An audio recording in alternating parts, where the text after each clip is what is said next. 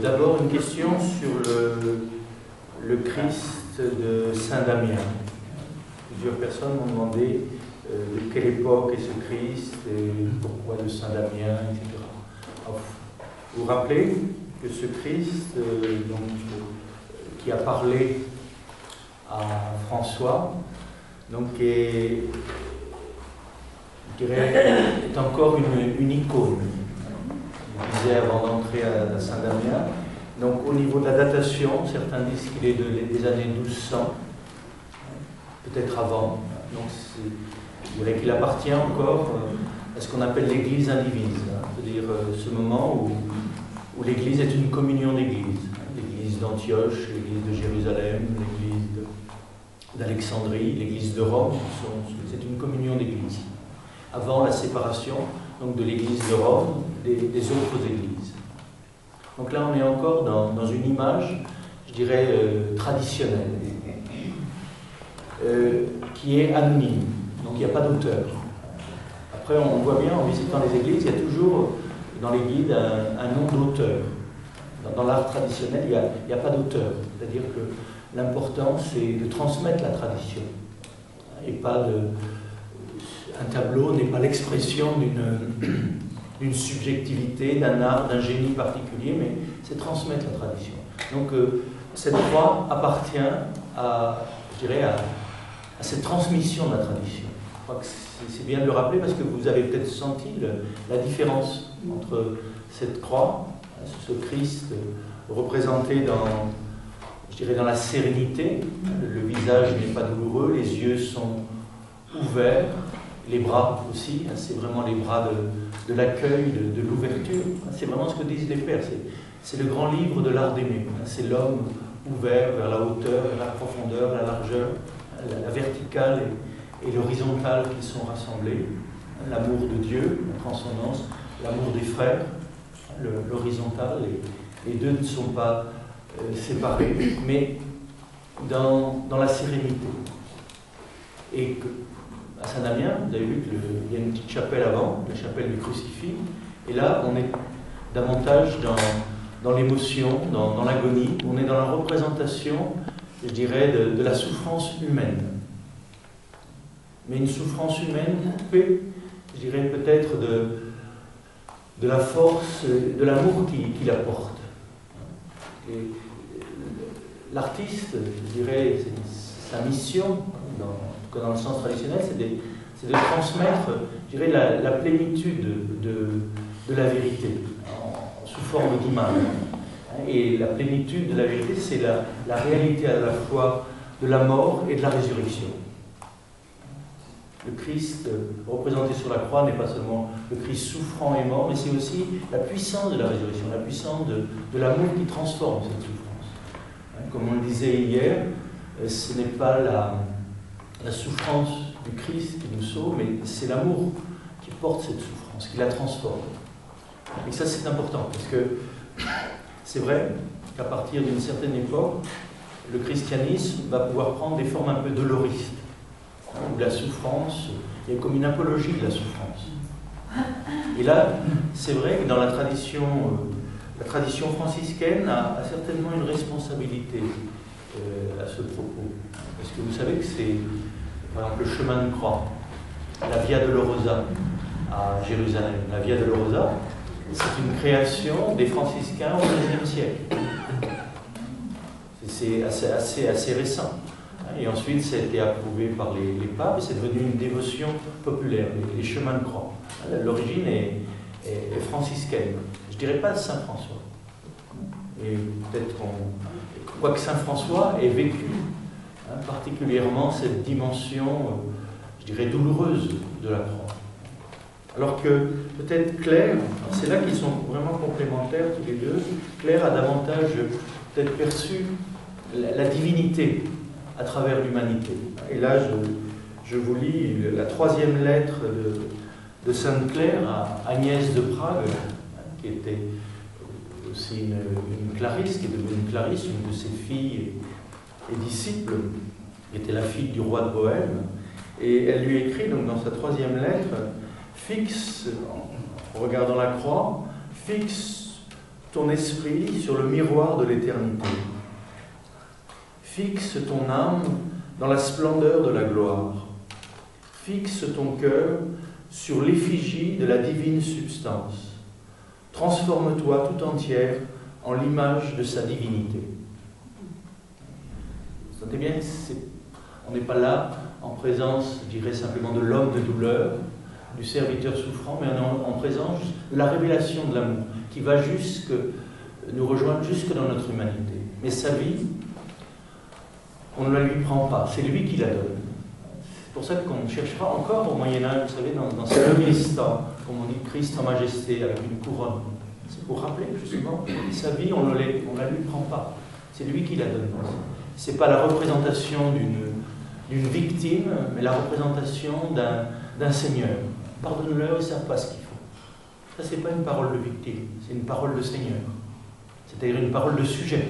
Le Seigneur, c'est quelqu'un qui n'est pas objet de sa douleur, objet des circonstances, objet des événements, mais quelqu'un qui est sujet de sa douleur, sujet des événements, sujet des circonstances. Et qui, comme on le disait hier, qui sauve l'humanité. C'est-à-dire qui sauve ce qu'il y a de plus humain dans l'être humain. Et de rappeler qu'il y a dans l'humanité quelque chose, quelqu'un, une qualité de conscience qui est capable de faire de la souffrance quelque chose, qui est capable de faire de l'inacceptable, de l'injuste quelque chose, d'en faire de la résurrection. Donc, ces anciennes représentations essaient de tenir ensemble, je dirais, la croix et la gloire, c'est-à-dire la mort et la résurrection. Si le Christ, si on le représentait simplement, je dirais, dans la gloire, dans la beauté, à la limite, ce serait un Dieu du Panthéon, un Dieu parmi tous les autres dieux, mais un Dieu qui ne connaît pas la souffrance humaine, qui n'aurait pas assumé la souffrance humaine, qui n'aurait pas assumé la mort. Et ce Dieu-là, qu'est-ce qu'il connaît de notre humanité? Donc si le Christ est ressuscité, si cette affirmation-là est dite, je dirais, en escamotant le réalisme de la souffrance, à mon avis, c'est pas juste. En tout cas, ça ne m'intéresse pas. Mais de la même façon, si on insiste sur la souffrance du Christ, sur sa mort, mais si on dit qu'il n'est pas ressuscité, là non plus, ça ne m'intéresse pas. Parce que c'est l'échec de l'amour, l'échec de la prédication, l'échec de son enseignement. Donc, la mort sans la résurrection sans la mort, je dirais, c'est comme, je dirais, perdre l'intégrité, je dirais, de ce que le Christ nous révèle. Donc là, François est dans la contemplation de cette icône, comme Claire. Et je dirais l'un et l'autre sont peut-être deux caractères différents. L'un est plus sensible peut-être à l'aspect sujet, Seigneur, et l'autre plus sensible à l'aspect douloureux de la passion. Mais il s'agit de bien les tenir ensemble. Donc ne pas séparer, je dirais, la croix et la résurrection, ne pas séparer la vision de Claire et la vision de François. Et là, je vous le disais l'autre jour, ça m'avait frappé, sur une petite icône où il y avait d'un côté Claire et d'un côté François. Claire toute lumineuse, je dirais traversée par la lumière, et François avec les stigmates, traversé par cet amour et cette identification. On devient ce que l'on aime, dans cette identification à celui qu'il aimait, et ça me semblait comme une icône justement de l'union entre les deux églises, l'église d'Orient et l'église d'Occident. Et qu'il s'agit de les tenir ensemble, comme Claire et François, de les tenir ensemble, je dirais, de tourner vers le Christ. Puisque, comme on le disait hier, leur union, c'est ce troisième qu'il contemple et avec lequel il marche, dans la lumière de laquelle il marche. À la fois le sang et la lumière, qui sont deux dons, deux qualités de l'homme. Mais c'est vrai, ça me frappe encore quand on va dans certaines églises, de voir à quel point le christianisme occidental a développé le caractère peut-être un peu doloriste de la croix. Et que alors à ce moment-là, on ne voit plus que la croix que comme un gibet. Comme un gibet et non plus comme le lieu de la révélation. Que l'amour est plus fort que la mort, qu'il peut tout transformer. Je crois qu'il y a cet aspect-là à rappeler. Et je vous parlais de la Via Dolorosa à Jérusalem. Vous savez qu'au début, donc dans le premier millénaire, jusqu'à la création de cette Via Crucis, Via Dolorosa, ça s'appelait la Via Amorosa. C'est-à-dire la voie de l'amour. C'est-à-dire que quel chemin, et ça c'est important pour nos vies, c'est-à-dire que notre chemin, notre vie, est-ce que c'est une Via Dolorosa ou une Via Amorosa? Je me dirais c'est les deux. C'est bien sûr que la douleur, la souffrance, l'échec, la trahison, la maladie, tout ça, c'est sur notre chemin. Mais comment faire de cette dolorosa, de cette voie difficile, je dirais, comment y introduire de l'amorosa? Comment faire, je dirais, le lieu où la conscience et l'amour transforment les choses? Comment, à travers les épreuves de l'existence, eh bien, c'est comme ça qu'on devient l'être que l'on est, le sujet, le je suis. Et c'est vrai que cette Via Amorosa conduisait vers ce qu'on a appelé, encore une fois, jusqu'à la venue des croisés, l'anastasis. Vous savez que ce sont les croisés qui ont changé le nom de l'anastasis, qui veut dire la résurrection, le lieu de la résurrection, en Saint-Sépulcre. Le nom Saint-Sépulcre, quand vous regardez l'histoire et les archives, ça commence avec les croisés. Avant, ça a toujours été l'anastasis, et encore aujourd'hui, dans la tradition orthodoxe, quand on va à Jérusalem, on ne va pas au Saint-Sépulcre, on va à l'anastasis, on va au lieu de la résurrection, on va au lieu où justement la mort a été vaincue. C'est un endroit, je dirais, précieux dans l'humanité, dans le cosmos, c'est-à-dire l'endroit où, je dirais, comme on dit, le mur du son a été traversé, on pourrait dire le mur de la mort a été traversé. Que cette fréquence de la vie mortelle, je dirais, ce son, cette longueur d'onde a été traversée. Et que l'amour s'est révélé comme la chose plus forte. Mais vous sentez bien, on change de climat quand on dit qu'on suit la Via Dolorosa pour arriver jusqu'au Saint-Sépulcre. C'est différent de dire on est sur la Via Amorosa pour arriver à l'anastasis, pour arriver à cette expérience justement de la résurrection. Anastasis, littéralement, c'est ana, monter. Stasis, monter, se poser dans la hauteur, se poser dans l'au-delà justement du temps et de la souffrance.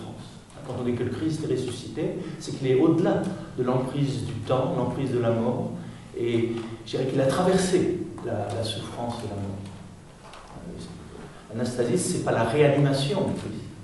Là aussi, beaucoup de chrétiens ne croient pas à la résurrection, ils croient à la réanimation. Or, le Christ est ressuscité, et il est entré, il s'est posé, je dirais, non pas dans un espace-temps intermédiaire, mais il s'est posé dans la réalité du non-temps, de l'éternel. Il est vraiment ressuscité. Donc, et de cet espace, au-delà de tout espace, il peut se manifester de façon différente. Bon, c'est intéressant de voir qu'aujourd'hui, c'est pas les théologiens qui s'intéressent beaucoup, par exemple, aux suaires de Turin. C'est davantage les physiciens, tout ça. Il y aurait comme l'empreinte, je dirais, d'un corps qui passe de la vitesse de la matière à la vitesse de la lumière, en laissant une empreinte. Bon, ça, vous me direz, c'est des spéculations de scientifiques, un certain nombre de recherches, mais il y a bien un passage, encore une fois, de la vitesse à laquelle nous sommes, matérielle, à, je dirais, la vitesse de la lumière. Et ça laisse une empreinte dans le linge qui le contenait. Le linge n'est pas déchiré. Le Christ n'est pas un zombie qui sort, je dirais, de ses bandelettes. Le linge est intact. Mais il a des traces. Et ça correspond d'ailleurs à ce que dit l'évangile de Jean. Quand on entre dans le tombeau, on voit les linges et le suaire pliés et pas déchirés, justement. Même si la notation des traces ne sont pas là. Bon, tout ça pour dire, quand on est en présence du Christ de San Damiano, donc dans cette église de Saint Damien, je ne connais pas trop la vie de ce saint, ni la vie de Saint Rufin. Donc ça appartient à l'antiquité d'Assise. C'était une ancienne église du 7e et 8e siècle, donc vraiment qui appartient à l'église indivise, je dirais. C'est ce temps où les églises étaient unes dans leurs différences, dans le respect de leurs différences. Donc, cette icône qui va parler à François. Et cette icône avec toute la richesse de sa théologie. On l'a un petit peu évoqué hier. Et ce matin, je découvrais, parce qu'il y a des choses qu'on ne voit pas vraiment à l'œil nu, et qu'on a besoin d'agrandissement. Mais il y a un petit coq. Il y a un petit coq autour de la croix. Et je crois que c'est bien de se rappeler aussi que pour François, ce coq était très, très présent, parce que c'est le coq, vous savez, de la tentation de Pierre, du reniement de Pierre. Donc Pierre, vous vous en souvenez, hein, celui qui dit si tous te trahissent, moi, jamais. Tous peuvent te... Il part par 3 fois. Il lui dit tous te trahiront, tous le peuvent, mais moi non. Moi, c'est pas possible. Tu es mon maître bien-aimé, et moi, je ne peux pas te trahir. Et vous vous souvenez comment le Christ lui dit cette nuit même, par 3 fois, tu me trahiras. Et c'est vrai, quand on relit ce texte, on l'a relu il n'y a pas longtemps dans le désert pour la Pâque, c'est toujours très, très, très émouvant et très fort de voir comment cet homme qui affirme avec tellement de force qu'il ne trahira pas, et là, en présence d'une femme, d'une servante qui lui dit « Oh là là, toi tu étais des leurs », il jure, il se met en colère, il dit « Je n'ai jamais connu cet homme ». Et d'autres qui arrivent, qui disent « Mais on te reconnaît à ton accent, tu es de Galilée ». Et il jure, par force imprécation, en disant « Je n'ai jamais connu cet homme, je ne le connais pas, je vous le jure, au nom de Dieu ». Vous vous rendez compte, hein? Et à ce moment-là, le coq chante. Et là, il nous est dit que Pierre pleura amèrement. Et que, bon, ça aussi, c'est de la musique, hein, les larmes de Saint-Pierre, qui peuvent peut-être en parler. Il y a des très belles musiques de Palestrina et d'autres qui essaient de transmettre, de traduire ce que Pierre a pu vivre à ce moment-là, quand il rencontre le regard du Christ. Là, ça rejoint ce qu'on disait l'autre jour, ce regard d'enfant, qui le voit, qu'est-ce que tu as fait? Mais sans le juger, justement, sans lui faire de reproches. Et c'est ça qui va le bouleverser. Donc là, dans la croix de Saint-Damien, il y a ce rappel. Et François donc, va toujours être très sensible à la possibilité de la trahison, ce qu'on appelle la tentation, l'épreuve. Et là, il y a un passage dans la vie de Saint François, chez Lano, qui il raconte un frère qui était la proie d'une tentation, dit au saint un jour qu'il était seul avec lui, « Père, prie pour moi, car je suis tourmenté au-delà de mes forces. » Saint François lui dit, « Mon fils, crois-moi, c'est pour cela justement que je te considère davantage comme un ami de Dieu. Et tu sauras que plus tu es tenté, plus tu lui es cher. Je te le dis en vérité, personne ne doit se croire serviteur de Dieu tant qu'il n'a pas traversé les épreuves et les tentations. Une tentation vaincue est comme une alliance que le Seigneur passe au doigt de son serviteur. Certains se vantent des mérites accumulés au cours de nombreuses années. Ils se félicitent de n'avoir pas été soumis à l'épreuve, qu'ils se disent que c'est la faiblesse de leur âme qui a été prise en considération par le Seigneur. Dès avant la première passe d'armes, la peur aurait suffi à les vaincre. Les rudes combats sont réservés aux âmes fortes. Bon, là, on retrouve le chevalier, les armes, le combat. Mais on retrouve aussi le père du désert. C'est ça qui, avant d'aller dans ces lieux de Carchérie, c'est un aspect de François, il est très proche des pères du désert, c'est-à-dire un combattant. C'est-à-dire pour lui,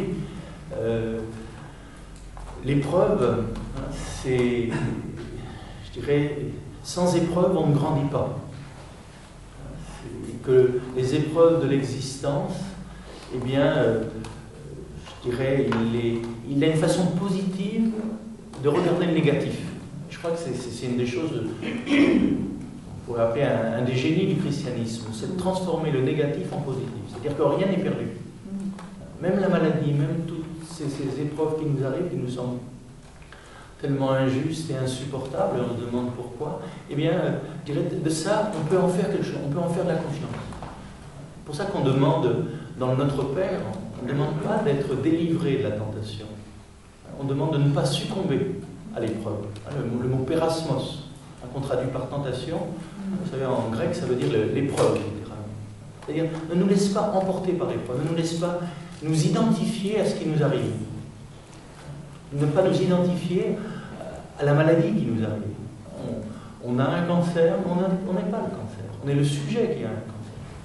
On a telle ou telle épreuve, tel ou tel événement dans nos vies, mais ne permet pas que je m'identifie au mal qui m'arrive, à la souffrance qui m'arrive. Garde-moi sujet. Garde-moi sujet. Garde-moi, je dirais, dans cette seigneurie qui, par la conscience, est plus grande que ce qui m'arrive. Par contre, délivre-moi du pervers, de la perversion, de ponérou. Ça, on demande dans les délivres, de ce mauvais esprit, de cette façon, au lieu de faire quelque chose de ce qui nous arrive, eh bien de démissionner devant les événements, de se laisser aller ou d'en rajouter, de se servir même du bien pour faire du mal. C'est ça la perversion. Les plus belles choses, on peut s'en servir, se servir de son intelligence pour détruire, pour manipuler quelqu'un. Quand l'intelligence est bonne, de se servir de l'amour pour détruire, pour étouffer. Donc délivre-nous du pervers. Mais les épreuves, les tentations, eh bien, qu'on en fasse quelque chose. Et là, François, je dirais en méditant devant ce coq qu'il retrouve devant la croix, dit que quel que soit notre chemin, notre perfection, notre avancement, je dirais jusqu'à la fin, on est éprouvé. Jusqu'à la fin, on peut démissionner. Jusqu'à la fin, on peut dire ça suffit, j'en ai assez. Donc, ne nous laisse pas emporter par le. Donc, autant de prières de François devant cette croix de Saint-Damien. En tout cas, qui lui ouvre les bras dans lesquels il se sent reçu et qui va répondre à sa prière. Éclaire les ténèbres de mon cœur, que je sache quoi faire. Et là, je dirais, il va recevoir cette mission de réparer la maison. On traduit trop vite par le mot église. Vous vous rappelez qu'on disait que ce mot église, c'est le rassemblement de tous ceux qui ont entendu l'appel de l'être. L'appel de l'être à être, à devenir je suis, à devenir qui je suis, à participer à sa vie. Il s'agit de réparer non seulement un bâtiment de pierre, non seulement une communauté d'hommes et de femmes, mais de rétablir aussi ce lien, cette communion entre tous les